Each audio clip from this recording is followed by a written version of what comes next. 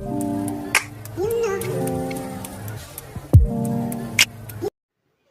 Hello ಎಲ್ಲರಿಗೂ ನಮಸ್ಕಾರ. Welcome back to YouTube channel. ಎಲ್ಲರೂ ಹೆಂಗದ್ರಿ? ಆರಾಮದ್ರಿ ಅಂತ ಅಂದ್ಕೊಳ್ತೀನಿ ಫ್ರೆಂಡ್ಸ. ಬರ್ರಿ ಇವತ್ತಿನ ವ್ಲಾಗಿಗೆ ಸ್ಟಾರ್ಟ್ ಮಾಡೀನಿ.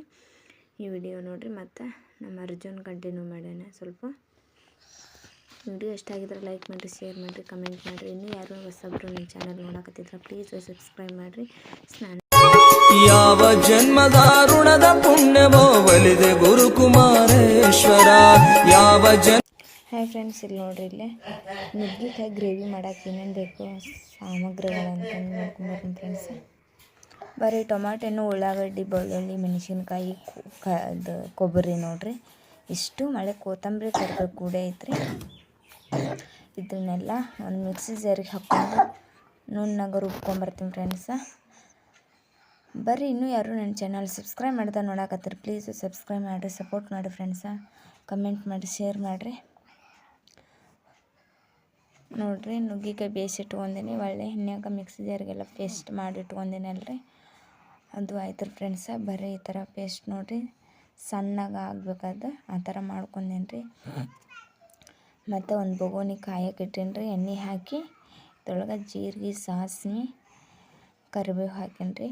ಒಂದು ಉಳ್ಳಾಗಡ್ಡಿ ಹೆಚ್ಕೋಬೇಕಂತ ಫ್ರೈ ಮಾಡೋಕ್ಕಂತಂದು ಹೆಚ್ಚಿದ್ದಿಲ್ಲ ರೀ, ಹಾಗಾಗಿ ಅದೊಂದು ಹೆಚ್ಕೊಂಡು ಫ್ರೈ ಮಾಡ್ತೀನಿ ಫ್ರೆಂಡ್ಸ. ನೋಡಿರಿ, ಒಂದು ಸ್ಮಾಲ್ ಉಳ್ಳಾಗಡ್ಡಿ ಹೆಚ್ಚಿ ಫ್ರೈ ಮಾಡ್ಕೊಂಡೀನಿ ನೋಡಿರಿ. ಅದು ಕೆಂದು ಕಲರ್ ಬರೋ ಥರ ಫ್ರೈ ಮಾಡ್ಕೊಂಡೇನಿ ರೀ.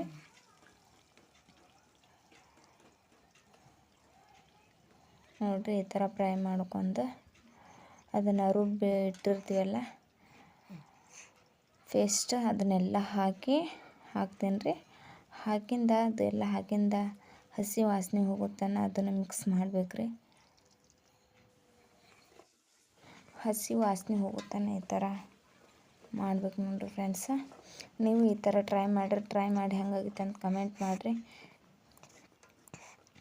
ಸಪೋರ್ಟ್ ಮಾಡಿರಿ ಫ್ರೆಂಡ್ಸ. ಇನ್ನೂ ಯಾವ ಥರ ವಿಡಿಯೋ ಬೇಕಂತಂದು ಕಮೆಂಟ್ ಮಾಡಿರಿ, ಆ ಥರ ನಾನು ವಿಡಿಯೋ ಮಾಡ್ತೀನಿ.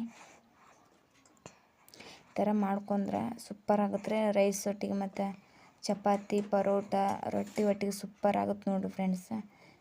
ಈ ಥರ ಮಾಡಿ ಟ್ರೈ ಮಾಡಿರಿ ಫ್ರೆಂಡ್ಸ್. ಎಲ್ಲದ್ರೊಳಗೆ ಕಾಂಬಿನೇಷನ್ ಸೂಪರ್ ಆಗುತ್ತೆ ನೋಡಿರಿ ಇದು.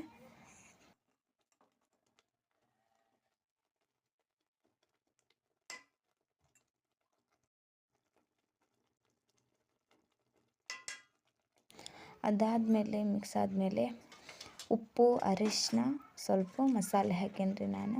ಕಾಟ್ವ ಸೇಮ್ ಚಿಕನ್ ಸ್ಮೆಲ್ ಬರಾಕತ್ತೈತೆ ಫ್ರೆಂಡ್ಸ. ವಾಸನೆ ಅಷ್ಟು ಘಮ ಘಮ ಘಮ ಅನ್ನಕತ್ತೈತೆ.